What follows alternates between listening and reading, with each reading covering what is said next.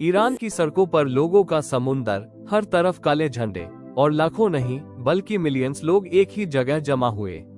ये तस्वीरें किसी प्रोटेस्ट या फेस्टिवल की नहीं बल्कि ईरान के फॉर्मर सुप्रीम लीडर अली खamenei के स्टेट फ्यूनरल की है। आज पूरी दुनिया की नजर तेहरान पर टिकी हुई है। स्टेट फ्यूनरल के दौरान ईरान के टॉप पॉलिटिकल और मिलिट्री लीडर्स मौजूद रहे। तेहरान की कई सड़कें बैंड कर दी गईं और पूरा सिक्योरिटी अपैरेटस हाई अलर्ट पर था। फ्यूनरल प्रोसेशन कई किलोमीटर तक फैला हुआ था और हर तरफ मौनज हाई नजर आ रहे थे। ईरान में सुप्रीम लीडर का पैड सिर्फ एक रिलीजियस पोजीशन नहीं होता।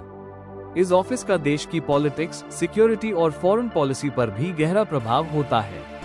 इसी वजह से स्टेट फ्यूनरल को नेशनल इवेंट के रूप में ऑर्गेनाइज किया गया, जहां देश के अलग अलग हिस्सों से लोग तेहरान पहुंचे।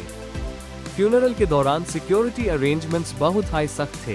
तेहरान के कई एरियाज को सील कर दिया गया, एडिशनल सिक्योरिटी पर्सनल तैनात किए गए और एरियल सर्वेलेंस भी बढ़ा दी गई। इसके पीछे वजह थी मिडिल ईस्ट में चल रही रीजनल टेंशंस और सिक्योरिटी कंसर्न्स। फ्यूनरल के बाद सबसे बड़ा सवाल ये है कि ईरान की लीडरशिप किस डायरेक्शन में आगे बढ़ेगी। एक्सपर्ट्स का मानना है कि नए लीडरशिप फेज का असर सिर्फ ईरान तक सीमित नहीं रहेगा, बल्कि पूरे मिडिल ईस्ट की जियोपॉलिटिक्स पर भी पड़ सकता है। ईरान दुनिया के सबसे स्ट्रैटेजिक रीजन्स में से एक में स्थित है। Oil exports, straight of Hormuz और मिडिल ईस्ट की सिक्योरिटी डेवलपमेंट्स का सीधा असर ग्लोबल इकोनॉमी पर पड़ सकता है।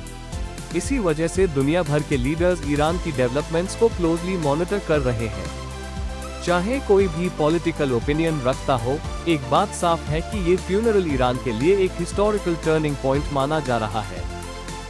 सबकी नजर इस बात पर है कि कंट्री की लीडरशिप और फॉरेन पॉलिसी आगे किस दिशा में जाती है। क्या ईरान अपनी एग्जिस्टिंग पॉलिसीज को कंटिन्यू करेगा या नए लीडरशिप फेज के साथ कुछ बदलाव देखने को मिलेंगे? आपको क्या लगता है? कमेंट में अपनी राय जरूर बताएं। और ऐसे ही जियोपॉलिटिक्स और डिफेंस की ऑथेंटिक अपडेट्स के लिए जंत्र लिव को सब्सक्राइब करना मत भूलिए।